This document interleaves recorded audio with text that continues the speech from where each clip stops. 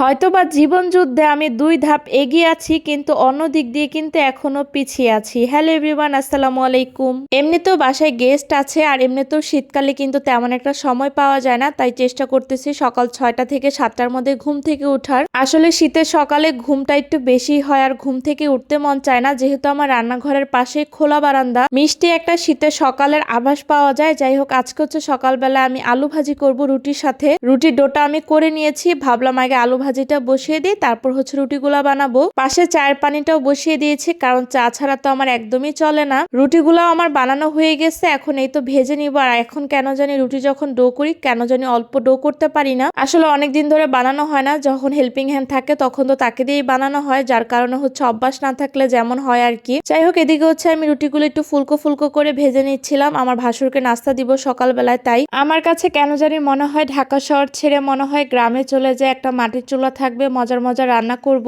সকালে ঘুম থেকে উঠবো। এই তো ঢাকা শহরে মানে ম্যাক্সিমামই তো সব ফ্যামিলিতে রাতে লেট করে ঘুমানো হয়, সকালবেলাও দেরি করে উঠা হয়। আসলে গ্রামের জীবনটাই কেন জানি আমার কাছে বেশি ভালো লাগে। তারা কত সুন্দর সকালবেলায় ঘুম থেকে উঠে আবার তাড়াতাড়ি করে ঘুমিয়ে যায়। এদিকে হচ্ছে ভাসুরকে আমি নাস্তা দিয়ে দিলাম, তারপর হচ্ছে রুটিগুলো ঠান্ডা হয়ে গেছে, এগুলো ফ্রোজেন করে রাখবো, আজকে আমার পরীক্ষা আছে। আর আমার ভাসুরও সকালবেলা নাস্তা করে চলে যাবে। ভাইয়া আবার বেশি ঢাকায় থাকতে চায় না। দুপুরে যেহেতু সায়ানের বাবা বাসায় থাকবে, যার কারণে একটু শিং মাছ ভুনা করতেছিলাম। আর এমনি তো অনেকগুলো রান্না আছে, তাই আজকে আর অন্য কিছু রান্না করব না। শিং মাছ ভুনাটা অনেক মজা হয়েছিল, নামানোর আগে ধনেপাতা দিয়েছিলাম। শিং মাছ ভুনাটা দিয়ে 2 প্লেট ভাত এমনিতেই খাওয়া যাবে। আসলে সত্যি অনেক মজা হয়েছিল। সেদিন অন্য কোনো তরকারি খাওয়া হয় নাই, গরম ভাত সাথে শিং মাছের তরকারি দিয়ে আমি অনেকটা ভাত খেয়েছিলাম। তারপরে এই তো পরীক্ষা দিতে চলে আসলাম। হল থেকে বের হওয়ার পর তারপর আমার বেস্ট ফ্রেন্ড বললো সে হচ্ছে বার্গার খাবে। পরে ভাবলাম সে একা কেন খাবে, তাহলে দুজনে একসাথে খাই। পরীক্ষার ব্লগ দিলে অনেক আপুরে জিজ্ঞাসা করে যে আমি আসলে কিসে পড়াশোনা করতেছি। আমি হচ্ছে এবার বিবিএ ফাইনাল ইয়ার। আসলে জীবন যুদ্ধে একটু বেশি